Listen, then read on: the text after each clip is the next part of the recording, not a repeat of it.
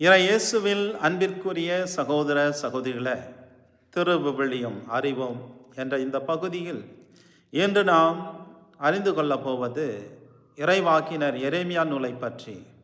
இறைவாக்கினர் எரேமியா யூத மக்களின் பாவத்தையும் வரவிருந்த பாபிலோனிய சிறைப்பிடிப்பையும் எருசலேம் ஆலயத்தின் அழிவையும் முன்கூட்டியே எச்சரித்த ஒரு மாபெரும் இறைவாக்கினர் ஆவார். மேன்மையான உள்ளம் கொண்ட இவர் தன் வாழ்க்கையில் பல துன்பங்களை சந்தித்தாலும் மக்களுக்காக கண்ணீர் சிந்தியதால் துன்புறும் இறைவாக்கினர் என்று அழைக்கப்படுகின்றார். ஆயினும் தண்டனையோடு மட்டுமல்ல, நம்பிக்கை, மீட்பு மற்றும் புதிய உடன்படிக்கை பற்றி இவர் இறைவாக்காக உரைத்தார். எரேமியா நூலின் முக்கிய பிரிவுகள்: 1. எரேமியாவின் அழைப்பு, அதிகாரம் 1 இறைவார்த்தை 1 19 முடிய. இந்த நூல் தொடங்குவது எரேமியாவை இறைவன் இறைவாக்கினராக தேர்ந்தெடுத்த அழைப்புடன்.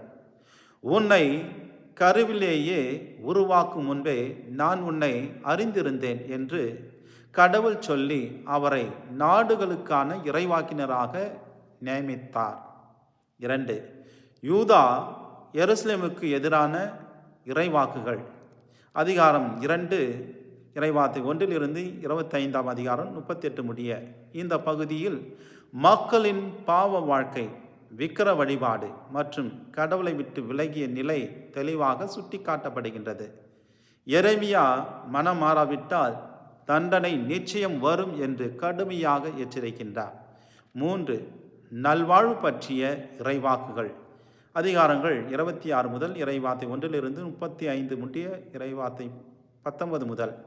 மக்கள் மனம் மாறினால் கடவுள் அவர்களை மீட்டெடுப்பார் என்ற நல்வாழ்வு பற்றி இறைவாக்குகள் இப்பகுதியிலே இடம்பெறுகின்றன.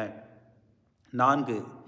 எரேமியாவின் துன்பங்கள், அதிகாரம் 36 முதல் இறைவார்த்தை 1 45 அதிகாரம் 5 முடிய. இந்த பகுதியில் எரேமியா சந்தித்த அவமதிப்புகள், சிறைவாசம் மற்றும் துன்பங்களை விரிவாக எடுத்து கூறப்படுகின்றது. உண்மையை சொன்னதற்காக அவர் துன்பப்படுத்தப்பட்டார். 5. வேற்றினத்தவருக்கு எதிரான இறைவாக்குகள், அதிகாரம் 46 முதல் இறைவார்த்தை 1 51 அதிகாரம் 64 முடிய. இறைவன் யூதருக்கே அல்ல பிற நாடுகளுக்கும் நீதியான தீர்ப்பு வழங்குவார் என்ற இப்பகுதி எடுத்துரைக்கின்றது. 6. பிரசேக்கை, எருசலேமின் வீழ்ச்சி, அதிகாரம் 52 இறைவார்த்தை 1 34. இப்பகுதியில் பாபிலோனியரால் எருசலேம் அழிக்கப்பட்டதை வரலாற்று முறையில் பதிவு செய்யப்படுகின்றது. எரேமியா நூலின் மைய செய்தி இதுவே.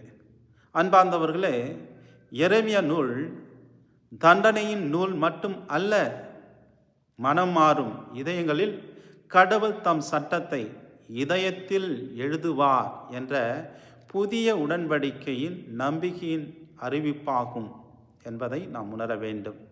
ஆகவே இறைவன் நமக்கு ஒரு புதிய வாழ்வை, புதிய உடன்படிக்கை நம்முடைய இதயத்தில் எழுதியிருக்கின்றார் என்பதை உணர்ந்து நாமும் இறைவழியில் நடந்து அவருடைய சாட்சிகளாக வாழ தொடர்ந்து இந்த நூலை பயன்படுத்தி இறை அருளை பெறுவோம். மீண்டும் திருவிவிலியம் அறிவோம் பகுதியில் சந்திப்போம். அதுவரை இறை ஆசீர்வாதத்தோடு இருப்போம். எல்லாம் வல்ல அன்பிறைவன், தந்தை, மகன், தூய ஆவியார் உங்களை ஆசீர்வதிப்பாராக.